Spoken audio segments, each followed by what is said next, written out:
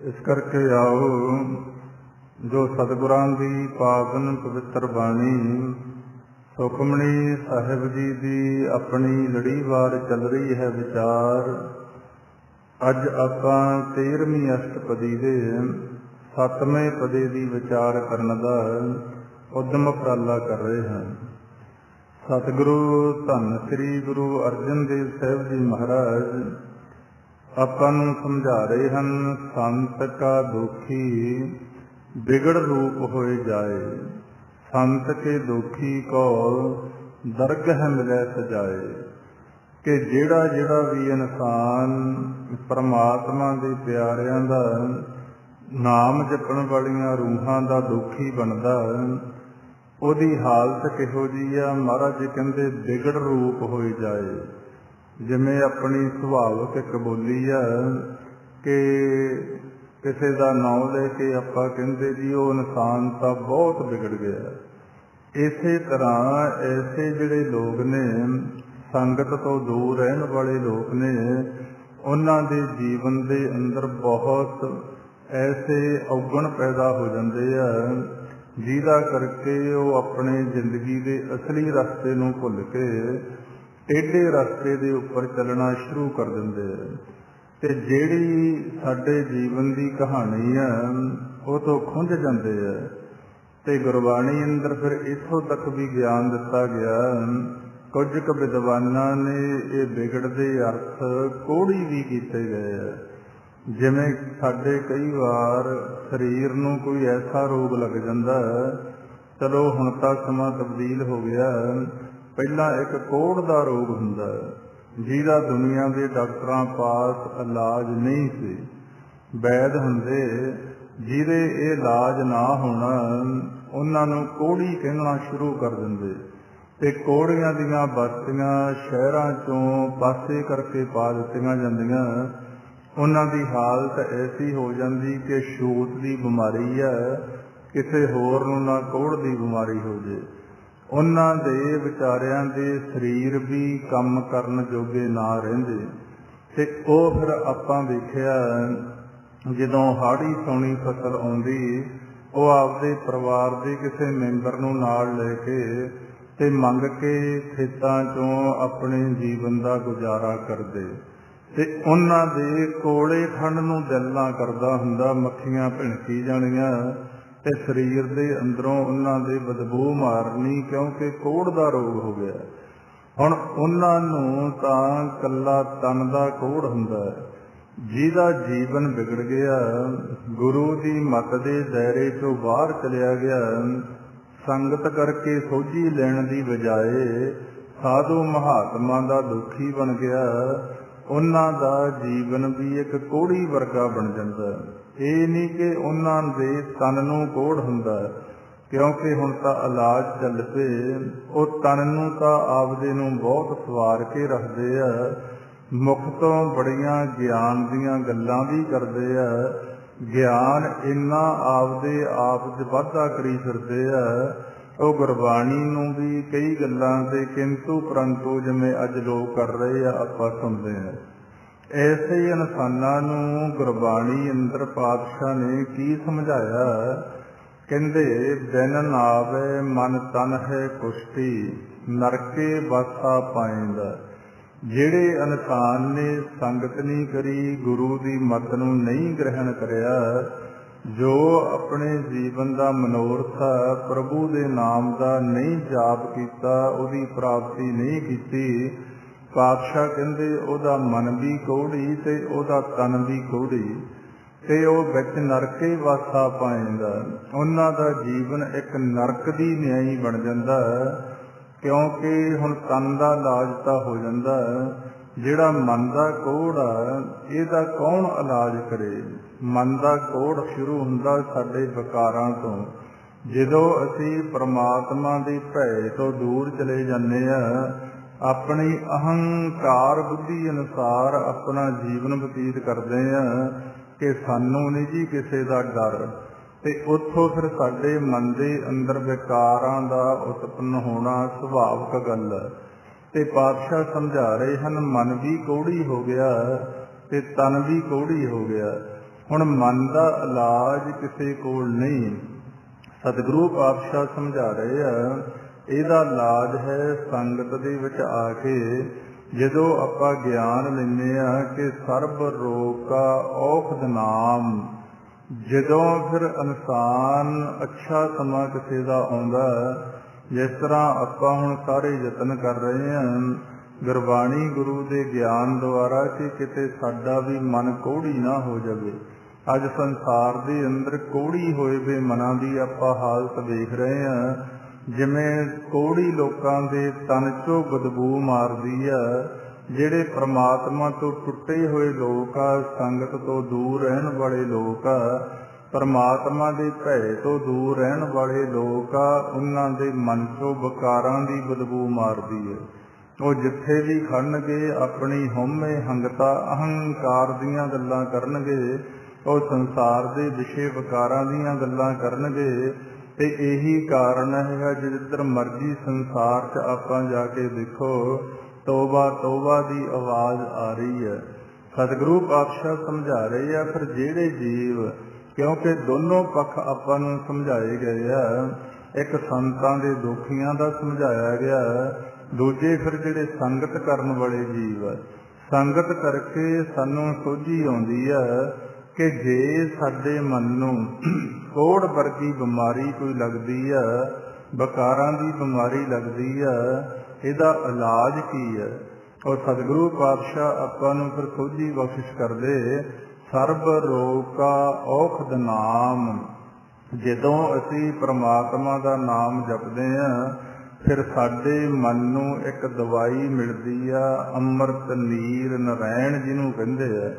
ਜਿਵੇਂ ਬਾਹਰ ਆਪਾਂ ਜ਼ਖਮ ਦੇ ਉੱਪਰ ਦਵਾ ਲਾਉਂਦੇ ਹਾਂ, ਠੀਕ ਹੋ ਜਾਂਦਾ। ਸਾਡੇ ਮਨ ਨੂੰ ਵੀ ਜਦੋਂ ਪ੍ਰਮਾਤਮਾ ਦੀ ਸੇਵਾ ਸਿਮਰਨ ਕਰਦਿਆਂ ਨਾਮ ਰਸ ਅੰਮ੍ਰਿਤ ਰਸ ਦੀ ਵਾਹਿਗੁਰੂ ਜੀ ਬਖਸ਼ਿਸ਼ ਕਰਦੇ, ਫੇਰ ਸਾਡੇ ਮਨ ਦਾ ਉਹ ਕੋਹੜ ਠੀਕ ਹੁੰਦਾ। ਜਿਸ ਤਰ੍ਹਾਂ ਬਾਹਰ ਆਪਾਂ ਕਹਾਣੀ ਸੁਣਦੇ ਹਾਂ ਰਜਨੀ ਦੇ ਘਰ ਵਾਲੇ ਦੀ ਕਿ ਉਹਨੇ ਪਵਿੱਤਰ ਅੰਮ੍ਰਿਤਸਰ ਦੇ ਸਰੋਵਰ ਅੰਦਰ ਇਸ਼ਨਾਨ ਕੀਤਾ, ਉਹਦਾ ਜਿਹੜਾ ਸਰੀਰ ਸੀ ਉਹ ਕੋਹੜ ਦੇ ਰੋਗ ਤੋਂ ਮੁਕਤ ਹੋ ਗਿਆ। ਇਸੇ ਤਰ੍ਹਾਂ ਸਾਡਾ ਮਨ ਵੀ ਜਦੋਂ ਪ੍ਰਮਾਤਮਾ ਦੀ ਅਸੀਂ ਭਗਤੀ ਸੇਵਾ ਸਿਮਰਨ ਕਰਦੇ ਅੰਤਰਗਤ ਉਸ ਆਤਮ ਤੀਰਥ ਉੱਪਰ ਅੰਮ੍ਰਿਤ ਦੇ ਸਰੋਵਰ ਦੇ ਅੰਦਰ ਸਾਡੇ ਮਨ ਦਾ ਇਸ਼ਨਾਨ ਹੁੰਦਾ ਤੇ ਫਿਰ ਇਹਦਾ ਵੀ ਜਿਹੜਾ ਕੋਹੜ ਦਾ ਰੋਗ ਆ ਉਹ ਖਤਮ ਹੁੰਦਾ। ਇਹ ਹੁਣ ਤਾਂ ਸੰਭਵ ਜੀ ਇਨਸਾਨ ਅੱਛੇ ਪੁਰਖਾਂ ਦੀ ਪਰਮਾਤਮਾ ਦੇ ਪਿਆਰਿਆਂ ਦੀ ਸੰਗਤ ਕਰੇ। ਜਿਹੜੇ ਫਿਰ ਨਹੀਂ ਕਰਦੇ ਉਹਨਾਂ ਦੀ ਪਾਤਸ਼ਾਹ ਹਾਲਤ ਸਮਝਾ ਰਹੇ ਹਨ, ਸੰਤ ਕਾ ਦੋਖੀ ਵਿਗੜ ਰੂਪ ਹੋਏ ਜਾਏ। ਉਹਨਾਂ ਦੇ ਜਿਹੜੇ ਜੀਵਨ ਨੇ ਇੰਨੇ ਵਿਗੜ ਜਾਂਦੇ ਆ, ਕੋਹੜੀ ਹੋ ਜਾਂਦੇ ਆ ਤੇ ਵਿੱਚ ਨਰਕੇ ਵਾਸਾ ਪਾਇੰਦਾ। ਬਿਨ ਨਾਵੇ ਮਨ ਤਨ ਹੈ ਕੁਸ਼ਤੀ। ਪਰਮੇਸ਼ਰ ਦੇ ਨਾਮ ਰੂਪੀ ਔਖਦ ਤੋਂ ਬਿਨਾ ਉਹਨਾਂ ਦਾ ਮਨ ਵੀ ਕੋਹੜੀ ਤੇ ਤਨ ਵੀ ਕੋਹੜੀ, ਨਰਕ ਵਰਗਾ ਜੀਵਨ ਪਾਤਸ਼ਾਹ ਬਖਸ਼ਿਸ਼ ਕਰ ਰਹੇ ਆ, ਸਮਝਾ ਰਹੇ ਆਪਾਂ ਨੂੰ। ਤੇ ਇੱਥੇ ਜਿੰਨਾ ਚਿਰ ਸੰਸਾਰ 'ਚ ਰਹਿੰਦੇ ਉਹ ਦੁੱਖ ਭੋਗਦੇ ਰਹਿੰਦੇ। ਤੇ ਅੱਗੇ ਪਾਤਸ਼ਾਹ ਸਮਝਾ ਰਹੇ ਹਨ, ਸੰਤ ਕੇ ਦੋਖੀ ਕੋ ਦਰਗਹ ਮਿਲੇ ਸਜਾਏ। ਜਿੰਨਾ ਚਿਰ ਸੰਸਾਰ 'ਚ ਦੁੱਖ ਭੋਗੀ ਜਾਂਦੇ, ਜਦੋਂ ਮਾਲਿਕ ਦੇ ਦਰਬਾਰ ਦਰਗਾਹ ਦੇ ਅੰਦਰ ਜਾਂਦੇ, ਉੱਥੇ ਵੀ ਫਿਰ ਉਹਨਾਂ ਨੂੰ ਸਜ਼ਾ ਮਿਲਦੀ। ਤੇ ਉਹ ਸਜ਼ਾ ਦਾ ਵੇਰਵਾ ਬੜਾ ਗੁਰਬਾਣੀ ਦੇ ਅੰਦਰ ਖੋਲ ਕੇ ਆਪਾਂ ਨੂੰ ਦੱਸਿਆ ਗਿਆ ਕਿ ਜਿਹੜੇ ਇਨਸਾਨ ਸਾਰੀ ਜ਼ਿੰਦਗੀ ਪਾਪ ਕਰਮ ਕਰਦੇ ਆ, ਕਿਉਂਕਿ ਜਿੰਨੇ ਵੀ ਕੰਮ ਅਸੀਂ ਮਾਲਿਕ ਦੇ ਹੁਕਮ ਤੋਂ ਆਕੀ ਹੋ ਕੇ ਕਰਦੇ ਹਾਂ ਉਹਨਾਂ ਨੂੰ ਪਾਪ ਕਰਮ ਦਾ ਨਾਂ ਦਿੱਤਾ ਜਾਂਦਾ। ਤੇ ਪਾਤਸ਼ਾਹ ਗੁਰਬਾਣੀ ਅੰਦਰ ਆਪਾਂ ਨੂੰ ਸਮਝਾਉਂਦੇ ਨੇ, ਪਾਪੀ ਕਰਮ ਕਮਾਵਦੇ ਕਰਦੇ ਹਾਏ ਹਾਏ, ਨਾਨਕ ਜਿਉਂ ਮਥਨ ਮਧਾਣੀਆਂ ਤਿਉਂ ਮੱਥੇ ਧਰਮ ਰਾਏ। ਕਿ ਪਾਪ ਕਰਨ ਵਾਲੇ ਲੋਕਾਂ ਦੀ ਸਜ਼ਾ ਕਿਹੋ ਜਿਹੀ ਹੈ? ਨਾਨਕ ਜਿਉਂ ਮਥਨ ਮਧਾਣੀਆਂ ਤਿਉਂ ਮੱਥੇ ਧਰਮ ਰਾਏ।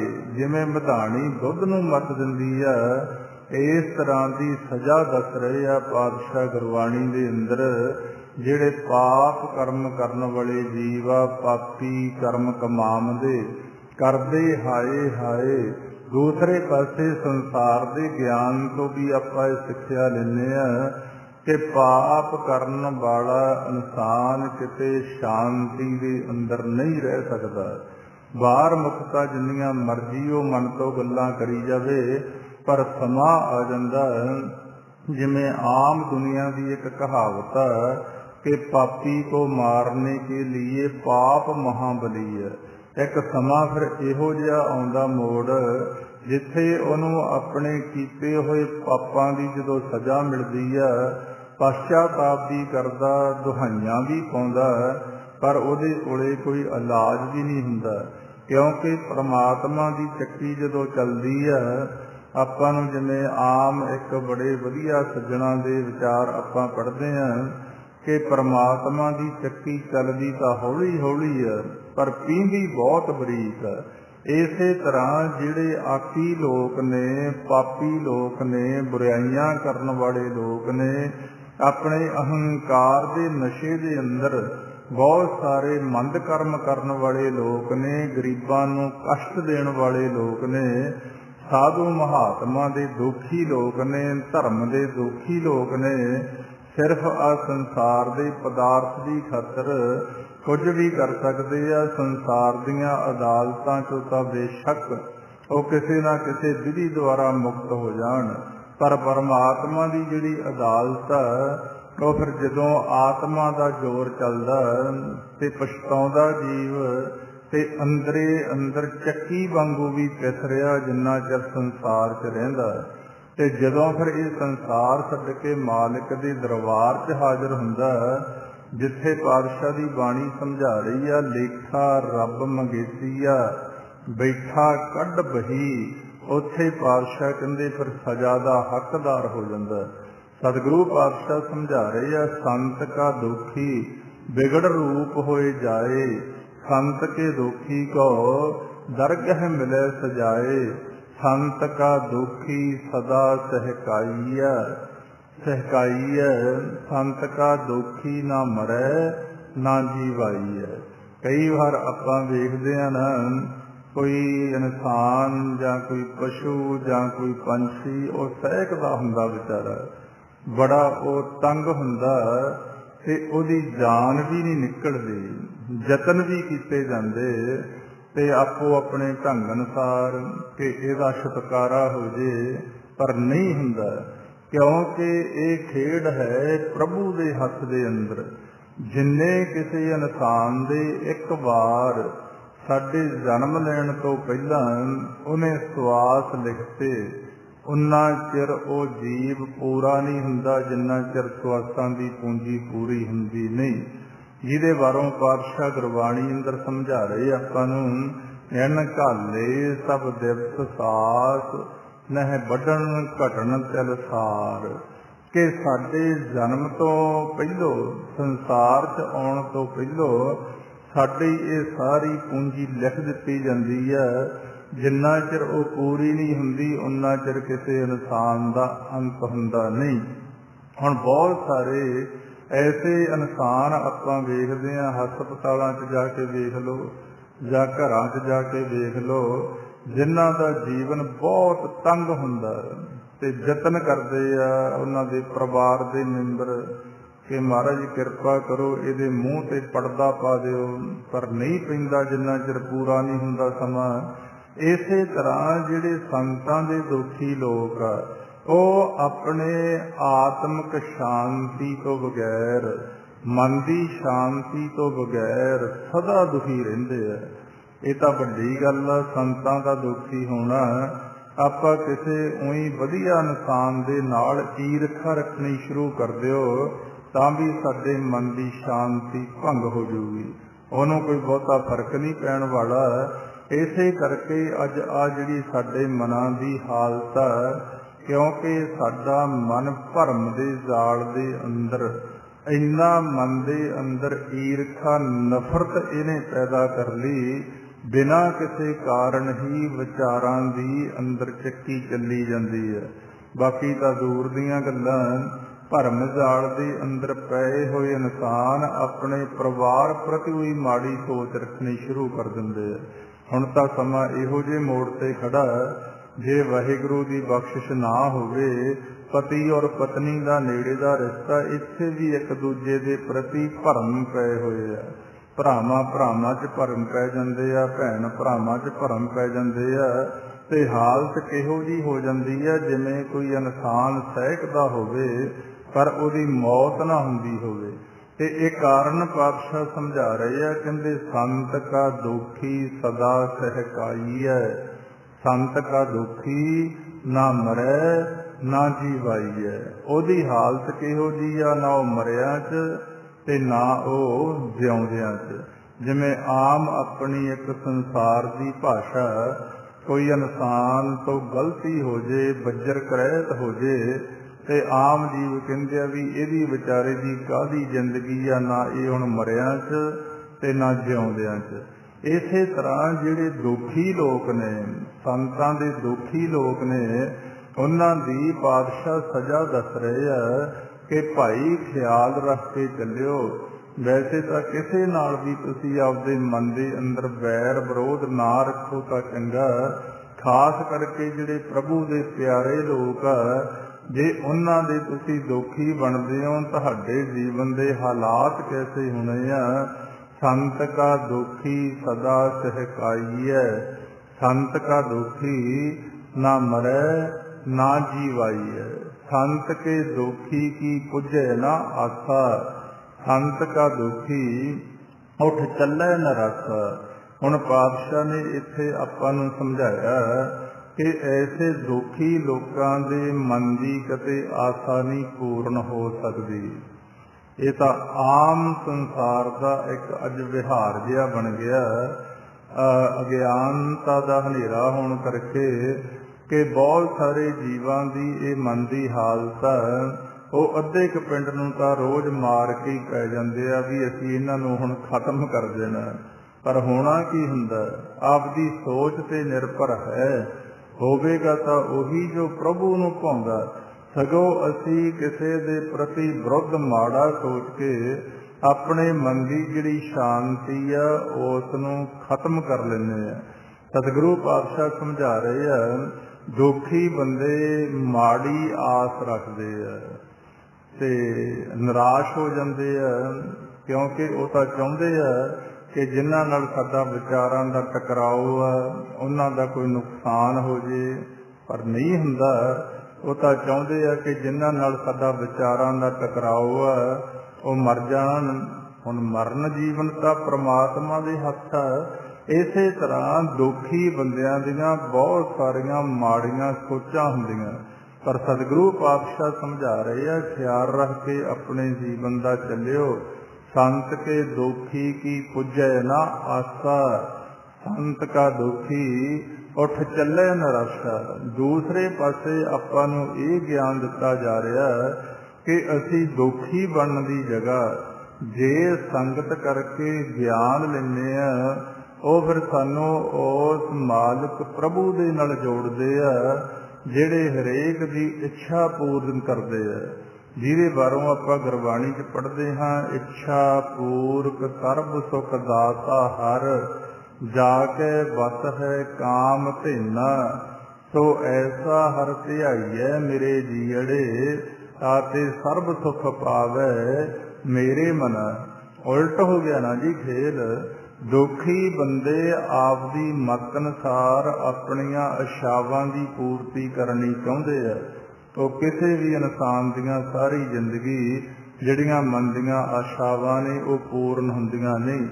इसे आशा अभिलाषा तृष्णावां दे जाल च चलदा चलदा एक दिन समा वो हो जाता जिहड़ा हरेक ते आउणा, उन्हां दे जीवन की पूंजी स्वासां दी खत्म हो के खेल जिंदगी का खत्म हो जाता।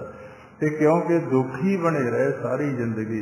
दूसरे पासे पातशाह ये समझाउंदे कि जे भले पुरशां की संगत करके, प्रभु के प्यारियां की संगत करके उन्हां दे दुखी बनने की बजाए तुसी उस मालिक नाल जुड़दे हो, इधर तां तुहाडीआं इच्छावां पूर्ण हो सकदियां, क्योंकि वो सारियां दे मन की इच्छा पूर्ति का शक्ति है। उहदे च इच्छा पूर्क सर्ब सुख दाता हर, जाके बस है ਕਾਮ ਧੇਨਾ।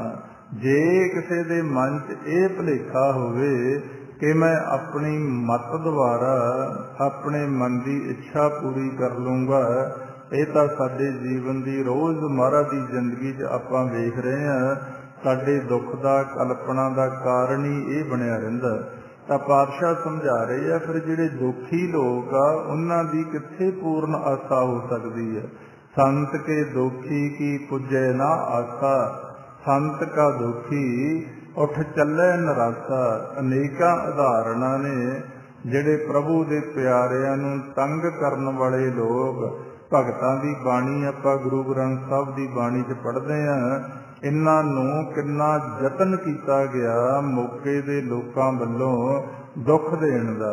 ਭਾਵੇਂ ਉਹਨਾਂ ਦੀ ਰਾਜੇ ਮਹਾਰਾਜਿਆਂ ਦੇ ਨਾਲ ਨੇੜਤਾ ਵੀ ਸੀ ਤੇ ਉਹਨਾਂ ਨੇ ਯਤਨ ਵੀ ਕੀਤੇ, ਤੇ ਧਰਮ ਦੇ ਨਾਂ ਤੇ ਸਿਰਫ ਪਖੰਡ ਸੀ। ਜਦੋਂ ਸੱਚ ਤੇ ਚੱਲਣ ਵਾਲੇ ਲੋਕਾਂ ਦਾ ਉਹਨਾਂ ਨੇ ਵਿਰੋਧ ਕੀਤਾ ਤੇ ਮਾਲਕ ਨੇ ਬੜੀ ਫਿਰ ਸਖਤ ਚਪੇੜ ਉਹਨਾਂ ਦੇ ਮੂੰਹ ਤੇ ਮਾਰੀ, ਤੇ ਉਹਨਾਂ ਦੀ ਸਾਰੀ ਜ਼ਿੰਦਗੀ ਇਸੇ ਕਲਪਨਾ 'ਚ ਲੰਘਦੀ ਕਿ ਇਹ ਜਿਹੜੇ ਭਗਤ ਲੋਕ ਨੇ ਇਹਨਾਂ ਨੂੰ ਤੰਗ ਕਰਕੇ ਇਹਨਾਂ ਨੂੰ ਰਾਜੇ ਮਹਾਰਾਜਿਆਂ ਤੋਂ ਸਜ਼ਾ ਦਵਾ ਦਈਏ। ਇੱਥੋਂ ਤੱਕ ਵੀ ਆਪਾਂ ਪੜ੍ਹਦੇ ਹਾਂ, ਭਗਤ ਨਾਮਦੇਵ ਹੋਰਾਂ ਦੇ ਅੱਗੇ ਮਰੀਆਂ ਹੋਈਆਂ ਗਊਆਂ ਸੁੱਟ ਦੇਣੀਆਂ ਕਿ ਜਿਉਂਦੀ ਕਰੋ ਜੀ, ਨਹੀਂ ਫਿਰ ਸਜ਼ਾ ਦੇ ਹੱਕਦਾਰ ਹੋਵੋ। ਪਰਮਾਤਮਾ ਹੁਣ ਇੰਨਾ ਪਿਆਰ ਕਰਦਾ ਆਪਣੇ ਭਗਤਾਂ ਦੇ ਨਾਲ, ਉਹ ਮਹਾਰਾਜ ਦੀ ਬਾਣੀ 'ਚ ਆਪਾਂ ਨੂੰ ਸਮਝਾਇਆ, ਮੇਰੀ ਬੰਦੀ ਭਗਤ ਛਡਾਵੇ, ਬੰਦੇ ਭਗਤ ਨਾ ਛੂਟੈ ਮੋਹੈ। ਮਹਾਰਾਜ ਕਹਿੰਦੇ ਮੇਰੀ ਕੋਈ ਗੱਲ ਦੀ ਰੋਕ ਆ ਤਾਂ ਮੇਰੇ ਭਗਤ ਛਡਾ ਸਕਦੇ ਆ, ਪਰ ਜੇ ਭਗਤ ਬੰਨ ਦੇਣ ਮੇਰੇ 'ਚ ਇਹ ਪਾਵਰ ਨਹੀਂ, ਜਾਣੀ ਕਿ ਆਪ ਤੋਂ ਉੱਚਾ ਰੁਤਬਾ ਦਿੱਤਾ ਗਿਆ। ਪਰ ਆਪਣੇ ਭਗਤਾਂ ਦੀ ਖਾਤਰ ਆਪਣੇ ਕਾਨੂੰਨ ਨੂੰ ਵੀ ਭੰਗ ਕਰ ਦਿੰਦਾ।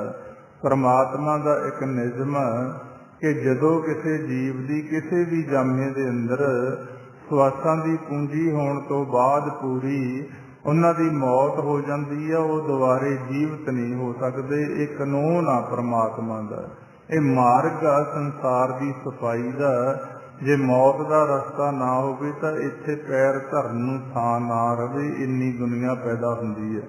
ਪਰ ਮਾਲਕ ਨੇ ਆਪਣੇ ਪਿਆਰਿਆਂ ਦੀ ਖਾਤਰ ਆਪਣੇ ਇਹ ਕਾਨੂੰਨ ਵੀ ਭੰਗ ਕੀਤੇ।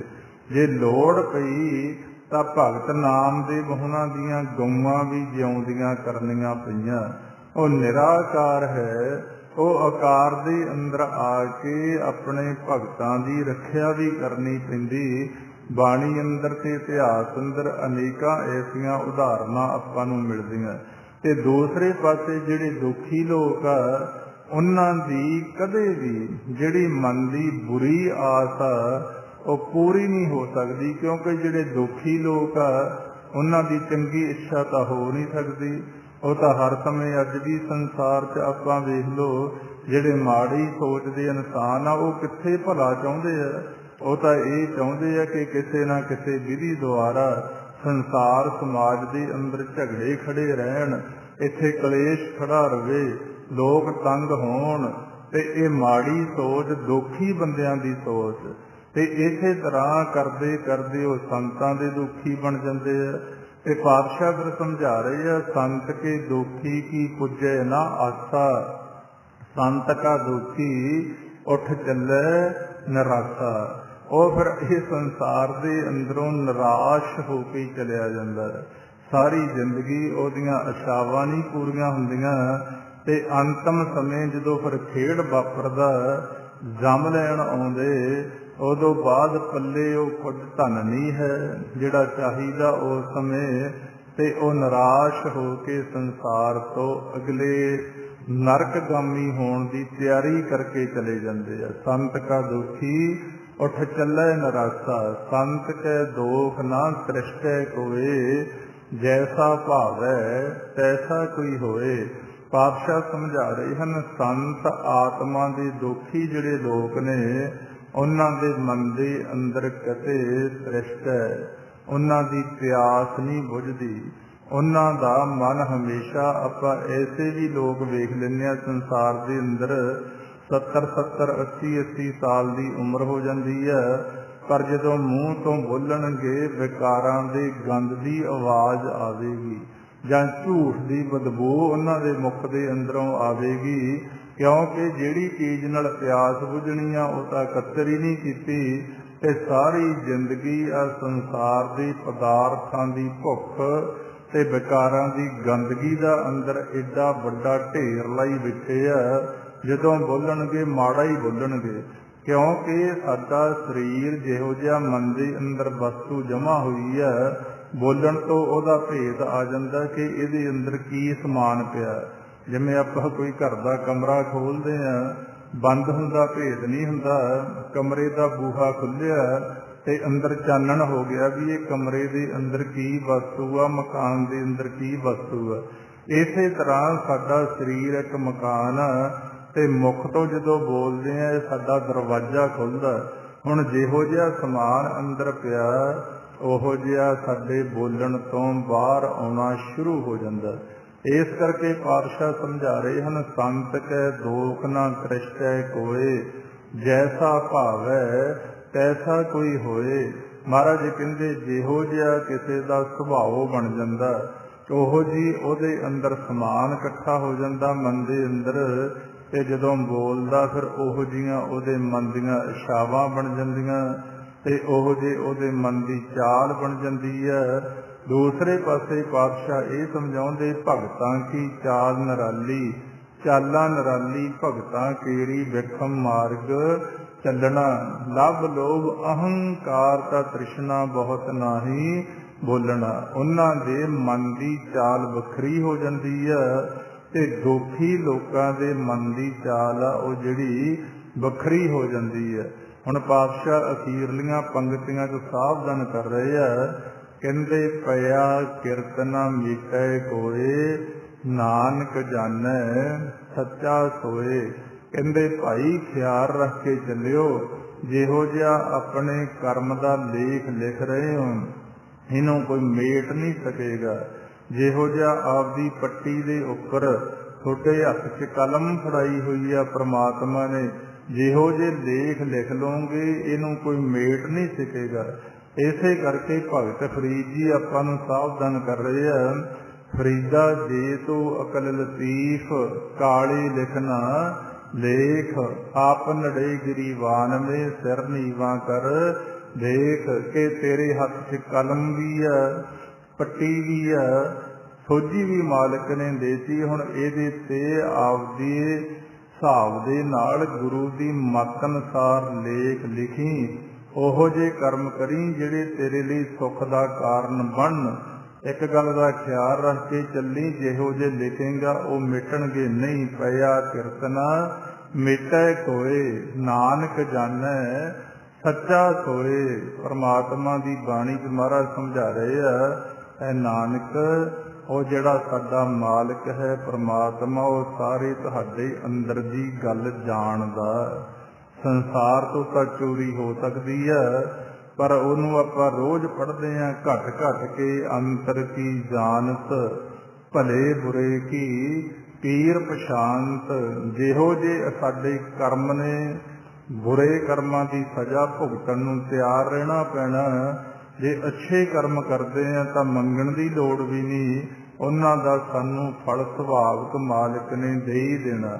क्योंकि उहदे घर दे अंदर अनिया नां दी चीज़ नहीं ना कोई सिफारिश है ना कोई उत्थे रिश्वत है।